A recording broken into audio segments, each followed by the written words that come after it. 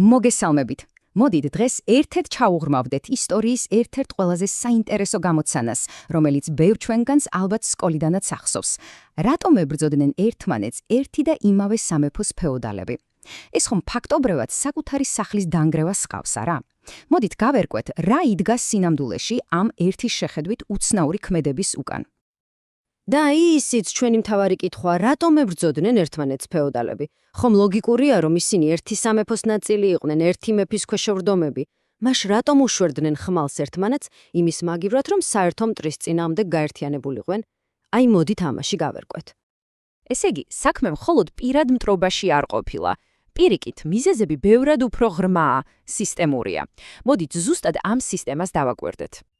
და პასუხი მოდი ვთქვათ, არც ისე მარტივია. ეს არ არის უბრალოდ ამბავი იმაზე, თუ როგორ ვერ იტანდა ორი ფეოდალი ერთმანეთს. არა, ეს არის ამბავი ამბიციაზე, ოჯახურ ურთიერთობებზე და რაც მთავარია, პოლიტიკურ სისტემაზე, რომელიც თავისი ბუნებით, კონფლიქტს უფრო ახალისებდა, ვიდრე თანამშრომლობას. ხო და იმისთვის, რომ გავიგოთ, რატომ მოქმედებდნენ ასე, ჯერ თამაშის წესები უნდა ვიცოდეთ. ამ თამაშის კი ფეოდალიზმი ერქვა. რა არის ზოგადად ფეოდალიზმი?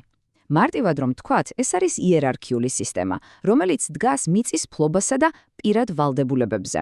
ანუ, ქაღალდზე კი მეფე იყო ყველაზე მაღლა, მაგრამ რეალური ძალაუფლება ხშირად ადგილობრივი ფეოდალების ხელში იყო. კარგით, რომ უფრო გასაგები იყოს, მოდით ასე წარმოვიდგინოთ. თითქოს ეს იყოს დიდი კორპორატიული ფრენჩაიზი.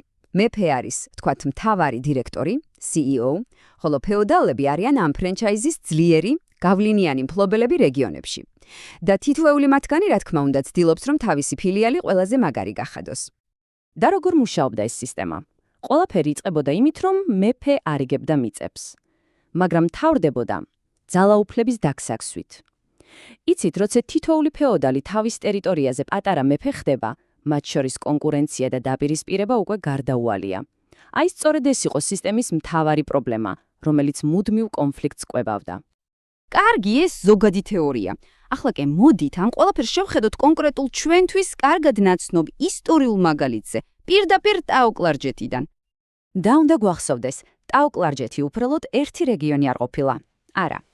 ეს იყო შუა საუკუნეების საქართველოს პოლიტიკური, კულტურული და სულიერი ცენტრი. ბაგრატიონთა დინასტიის აღზევების საკვანი. ხვდებით ხომ?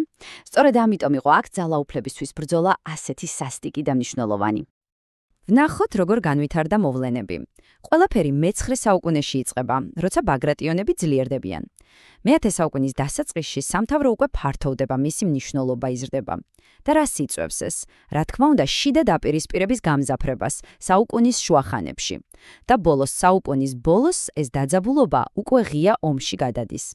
ლოგიკურია რა, რაც უფრო ძლიერდებოდა სამთავრო, მით უფრო დიდი იყო პრიზი, რომლისთვისაც იბრძოდნენ. ახლა კი მოდით, ამ ციფრებიდან და თარიღებიდან გადავიდეთ ადამიანურ დრამაზე. ვნახოთ, ვინ იყვნენ ამ კონფლიქტის მთავარი გმირები.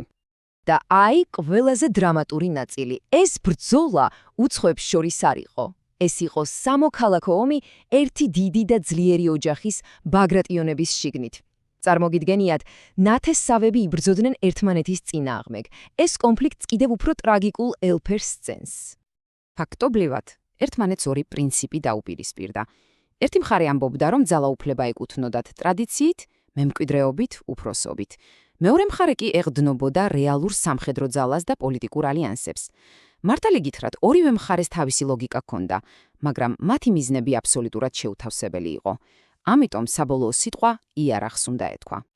ეს ციტატა, რა თქმა უნდა, პირობითია, მაგრამ იდეალურად აღწერს იმ დროის დაუნდობელ პოლიტიკურ რეალობას. ფეოდალურ სამყაროში, როცა საქმე ძალაუფლებას ეხებოდა, სენტიმენტებისთვის დრო არ რჩებოდა. გადარჩენისა და გამარჯვებისთვის ხანდახან წარმოუდგენლად მძიმე გადაწყვეტილებების მიღება უწევდათ. კარგი და ბოლოს, მოდით შევაჯამოთ, რა დაგვიტოვა ამ კონფლიქტმა და რა შეგვიძლია ვისწავლოთ დღეს ამ ისტორიიდან. მაშ ასე, რა გამოვიდა? როგორც ვნახეთ, პრობლემის სათავე თავად ფეოდალური სისტემა იყო, რომელიც თავისი ბუნებით ქმნიდა კონფლიქტის ნიადაგს. ტაო-კლარჯეთის მაგალითმა კი უბრალოდ ნათლად დაგვანახა, როგორ მუშაობდა ეს ყველაფერი პრაქტიკაში. პირადი ამბიციები, ოჯახური დაპირისპირება და შედეგი იყო ის, რომ რეგიონი დასუსტდა და გარეშე მტრისთვის ძალიან იოლი სამიზნე გახდა. და ბოლოს მინდა დაგტოვოთ ერთ კითხვასთან ერთად, რომელზეც დაფიქრება ღირს. რეალურად რა არის განხეთქილების ნამდვილი ფასი? იცით, დაოკლარჯეთის ისტორია მუდმივად გვახსენებს, რომ შიდა დაპირისპირება ყოველთვის ასუსტებს და როცა ქვეყანა შიგნიდან სუსტდება, გარე მტერი ამას ყოველთვის გამოიყენებს.